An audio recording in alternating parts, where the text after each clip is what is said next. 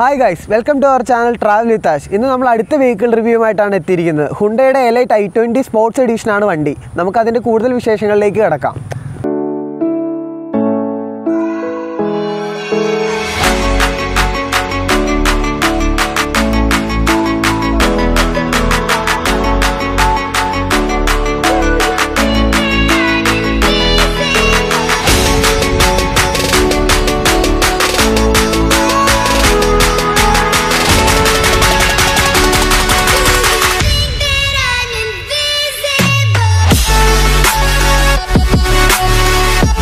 Hyundai i20 ആദ്യമായി വരുന്നത് October 2008 പാരീസിൽ വെച്ച് നടന്ന ഒരു മോട്ടോർ ഷോയിലാണ്. അതിനുശേഷം 2014 രൂപമാറ്റങ്ങളോടെ എലൈറ്റ് i20 എന്നൊരു പേരിൽ വണ്ടി വന്നിരുന്നു. ആ വണ്ടിയാണിത്. 2020 BS6 മോഡലാണ് ഈ വണ്ടി. നമുക്ക് ഇതിൻ്റെ കൂടുതൽ വിശേഷങ്ങളിലേക്ക് കടക്കാം. i20യുടെ എക്സ്റ്റീരിയറിനെ കുറിച്ച് പറയുകയാണെങ്കിൽ വളരെ മികവേറിയ ഡിസൈനാണ് Hyundai i20ക്ക് നൽകിയിട്ടുള്ളത്. ഇതിൻ്റെ ഹെഡ് ലാമ്പ് ആയാലും ഡേ ടൈം റണ്ണിംഗ് ലാമ്പ് ആയാലും എല്ലാം വളരെ മികവേറിയതാണ്.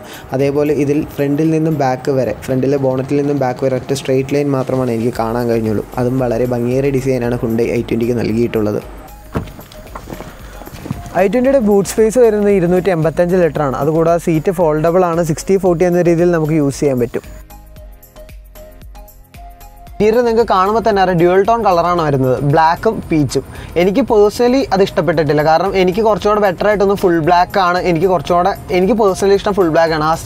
ഇതിൻ്റെ ഓപ്ഷനിൽ മാത്രമാണ് ഫുൾ ബ്ലാക്ക് ഇൻറ്റീരിയർ വരുന്നുള്ളൂ. അതുകൂടാതെ ഇപ്പോൾ Hyundai സേഫ്റ്റി ഫീച്ചേഴ്സ് കുറേ ഇൻക്ലൂഡ് ചെയ്തിട്ടുണ്ട്.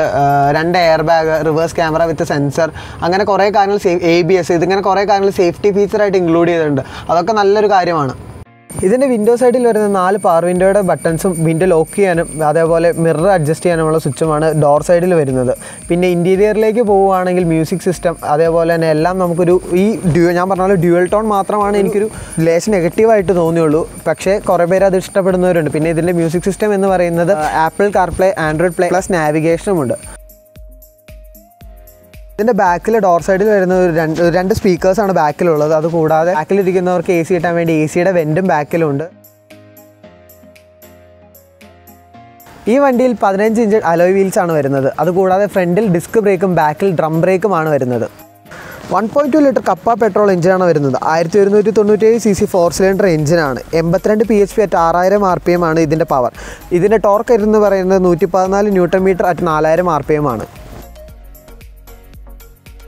i20 വരുന്നത് 3 വേരിയൻസ് ആണ്. Magna, sports, Asta. ഇതിൽ നമ്മൾ ഇന്ന് റിവ്യൂ ചെയ്തത് സ്പോർട്സ് എഡിഷനാണ്. ഇതിൻ്റെ ഓൺ റോഡ് പ്രൈസ് എന്ന് പറയുന്നത് 8.3 lakhs ആണ്. ഇതിൻ്റെ മൈലേജ് എന്ന് പറയുന്നത് 18.5 km/ലിറ്റർ ആണ്. ഇതിൽ 18.5 ലിറ്റർ ഒന്നും കമ്പനി പറയുന്നത് 18.5 ആണെങ്കിൽ 18.5 ഒന്നും ഒരു 14-15 ആ ഒരു റേഞ്ച് പ്രതീക്ഷയാണ്. പിന്നെ ചവിട്ടി പൊളിച്ച് ഓടിക്കുന്ന ആൾക്കാരാണ് എന്തൊക്കെ 10 to 15 ആ റേഞ്ച് പ്രതീക്ഷയാണ്.